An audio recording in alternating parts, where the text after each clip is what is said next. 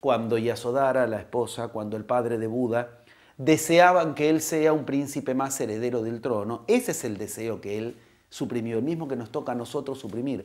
El deseo que nos impide existir porque es el del otro automatizado en nosotros. Pero Buda termina diciendo en la primera encarnación, que él ahora quiere ir a enseñarle al mundo lo que él descubrió, y eso se llama deseo. Eso se llama deseo. O sea, termina pletórico de deseo. De hecho, viene 14 encarnaciones más para tratar de entender cómo él logró lo que logró para enseñárselo a la gente.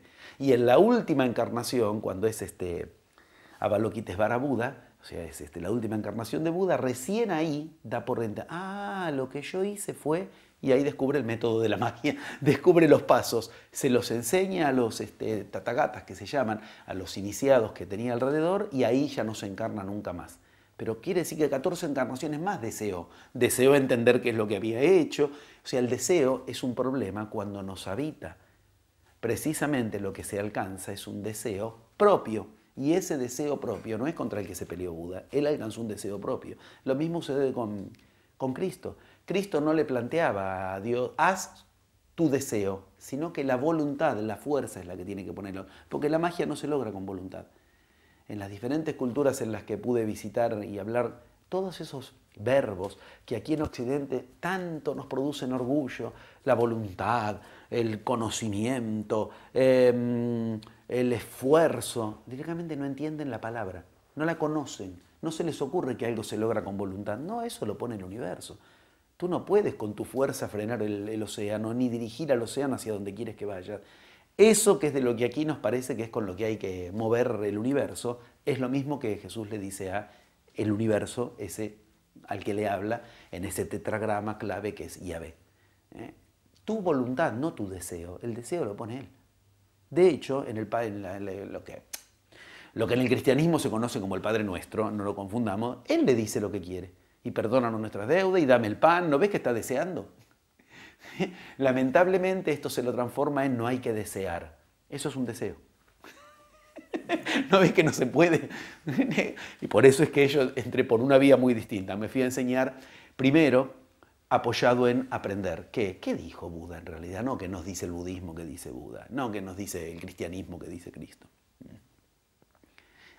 Creo que la palabra es una de las armas que tenemos para generar la realidad. ¿Por qué tiene tanto poder la palabra? Has pasado del secreto a la palabra. Eso es lo mismo que pasar del paso 1 al paso 2 en método. Vas bárbaro. Estás siguiendo el orden exacto. Primero, el secreto, que es, una serie de postulados, posibilidades, afirmaciones que atraen lo que pones en tu mente. Pero ahí viene el serio problema. ¿Y quién sabe lo que tiene en su mente? El paso 1 de la magia se llama el caos de la idea, mundo de la ilusión, el maya todo junto, que decíamos antes. Cualquier persona cree que tiene las ideas claras, hasta que las tiene que decir. Cuando las dice, empieza a descubrir que no puede decir 2 veces seguida la misma frase. Si yo te pregunto, dime lo que quieres lograr. Todos creemos que lo tenemos claro en la cabeza, hasta que lo tiene que decir. Se lo preguntas 3 horas después, o una semana después, y ya te cambió la frase. Pero además cuando lo dijo, no tiene idea de si lo que dijo es lo que quiere, o en su idea lo cree que lo tiene claro. Pues bien, el universo no sigue ideas.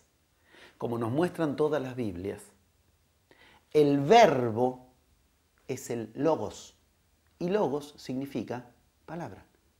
Dios mismo no pudo evitar nombrar lo que quiere. Uno pregunta, ¿por qué Dios dijo? Y Dios dijo que se genere la luz. Y Dios dijo haya luz. Y Dios dijo haya tinieblas. Y Dios dijo haya aguas de arriba y aguas de... ¿A quién le decía? Si estaba solo en el universo.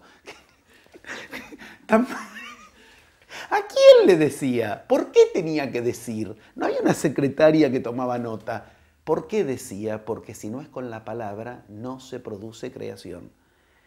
En el hinduismo hay una experiencia, no me canso de maravillarme de lo claro que... El sexto Veda es el único Veda que conoce Occidente, si no has leído los Vedas. Es el Bhagavad Gita. Más o menos es el único que conoce Occidente. El Bhagavad Gita, en cierto modo, es un resumen de todos los Vedas, por eso está ahí en el medio. Y el Bhagavad Gita es cuando Dios un día se apiada del hombre y se encarna a ayudarlo. Dios Krishna para el hinduismo y el hombre Arjuna. Es muy interesante preguntar cuándo se encarna Dios para ayudar al hombre. Uno podría decir, se encarna cuando uno está feliz, cuando uno está con su familia, con sus hijos. Todo lo contrario.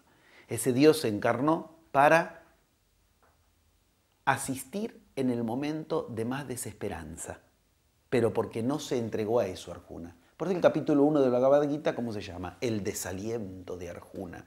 Cuando uno está desalentado cree que no tendría que ocurrir eso. Ay, no, a mí no me tendría que ocurrir esto. Ese es el estado en el que Dios se encarna en el Bhagavad Gita. ¿Por qué cuento esto? Cuando se encarna Krishna, la gran pregunta que uno se hace si ha leído los Vedas es, a ver, por fin apareció, me tiene loco desde el primer Veda, no entiendo nada, es una cosa de simbología, ahora va a hablar en serio, se encarnó en una persona, una especie de, Dios se hizo Cristo en el cristianismo, Dios se hizo Krishna, obviamente la etimología habla de una enseñanza original, Cristo, Krishna. Bien, mi pregunta, ¿dónde se encarna? ¿Dónde se le encarnó a Arjuna? Arjuna era un general del ejército, se le encarnó en la lanza mágica, por ejemplo, como en las culturas vikingas, se le encarnó en la esposa, se le encarnó en un general del ejército, él era general, en un colega que le iba a dar fuerza. No. Dios se encarnó, Krishna se encarnó en el lugar más estratégico en el que se podía encarnar, el auriga. Aurícula. El cochero, el que lo escucha, ese es Dios. Dios escucha. El cochero, el auriga de Krishna, el auriga que Krishna encarna sería el que hoy es el taxista. El que hoy es el que sube al auto y le dices a dónde vas. ¿Qué me importa que yo tenga claro en mi cabeza a dónde voy? Le tengo que decir al taxista. Y por mucho que yo crea que tenga clara la idea en mi cabeza, el taxista no puede moverse, el universo no se mueve 1 milímetro si yo no le digo a dónde voy. Y además, si yo le digo a dónde voy ahora, y en la cuadra siguiente lo cambio, y en la otra lo cambio, y el taxista se da vuelta y me dice, esto es un caos, bajate hermano, necesito que tengas claras tus ideas. Dios, Brahma para el hinduismo, y Brahma significa entramado, el que conecta. Dios es el que te conecta con lo que tú quieres. Dios no te va a decir lo que tienes que querer. Por eso es que recordemos, Dios pone la fuerza de voluntad, no pone el deseo te toca a ti. Y ese Dios es el que necesita que tú le digas lo que quieres, como Él tuvo que decir lo que quiere para que se genere el universo. El problema está en que cuando alguien quiere decir lo que quiere, empieza un camino interior o queda atrapado en la ilusión de que lo que dijo que quiere es lo que cree que dijo y no lo que la palabra ubica. Y el taxi va a ir a donde le digas que va, no a donde crees que le has dicho.